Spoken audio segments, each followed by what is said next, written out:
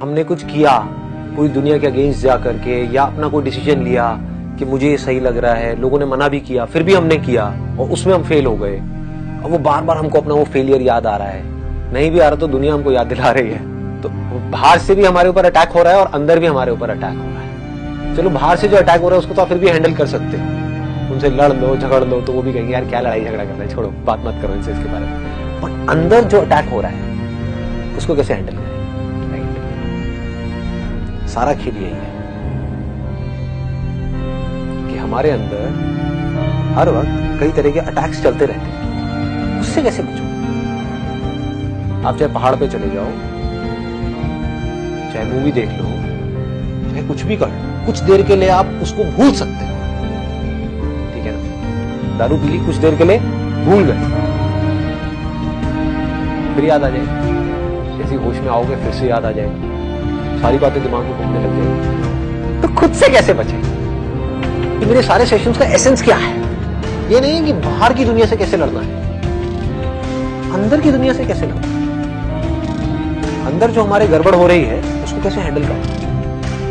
अंदर जो अटैक्स होते रहते हैं थॉट के लेवल पे हमारे ऊपर, उसको कैसे फेस करें?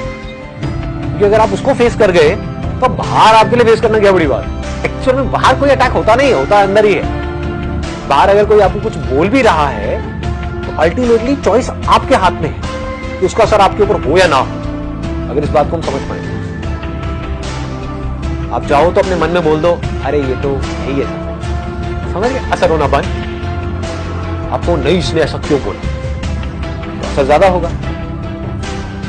जैसे आप अंदर से बोल देते हो कोई बात नहीं, क्या फर्क पड़ता है? उसका जो नेचर है उसका है, मेरा जो नेचर है मेरा है, तो उसका असर आपके ऊपर होना बंद हो जाता है। कि हमसे कोई गलती हो गई, अब वो गलतियां क्या हो सकती है? गलतियां हो सकती है रिलेशनशिप से रिलेटेड, है ना?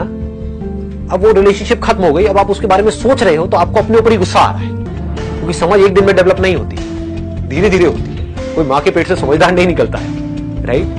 जब ऐसे कुछ एक्सपीरियंसेस होंगे और उन एक्सपीरियंसेस से आप सीखोगे तभी तो आपको समझदार कहेंगे।